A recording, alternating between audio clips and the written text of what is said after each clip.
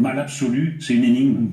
Comment des gens peuvent infliger ça à des êtres aussi innocents qu'un nourrisson de 9 mois? Moi, je reste à cette question.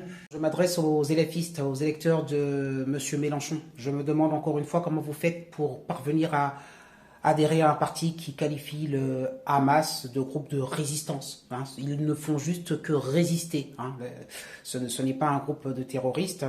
Le nourrisson de 9 mois, on ne sait pas. Il va pas poursuivre sa vie. C'est pas très grave, j'imagine.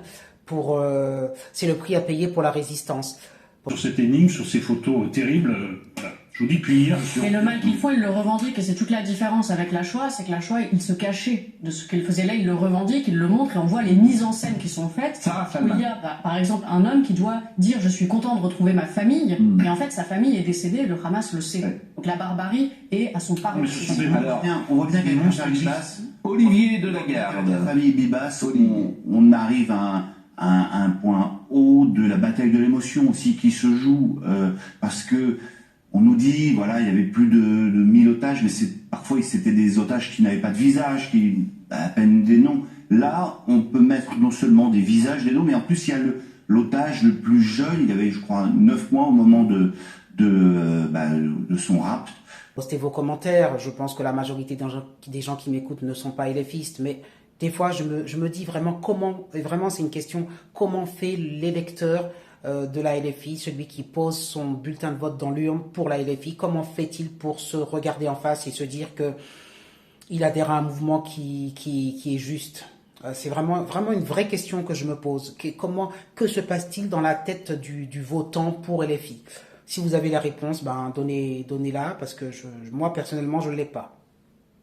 Ercilia Soudé a tweeté que Chéri, Ariel et Kfir reposent en paix, loin de la haine et des récupérations politiques. Non. Et évidemment, ça a déchaîné. Non, mais franchement. À juste titre. Vincent disait personne n'a l'œil froid face au visage. Eric Nolot.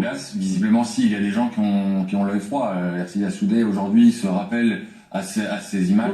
Elle est dans une indécence crasse, c'est abject ce qu'elle dit. Je rappelle quand même que c'est la même personne qui avait ricané à l'évocation du 7 octobre lorsqu'elle avait été invitée d'une émission de radio. Le portrait de Kfir Bibas avait été collé sur son bureau à l'Assemblée nationale. Elle avait parlé de harcèlement. Non, il s'agissait simplement de le rappeler, les visages qui sont aujourd'hui ceux qui sont détenus par le Hamas, organisation dont je rappelle qu'Ercilia Soudé considère qu'elle est un mouvement de résistance. Non, c'est une organisation terroriste islamiste. Eric Nolot. C'est une complice idéologique du mal absolu. Voilà ce qui restera de la pauvre Ercilia Soudé.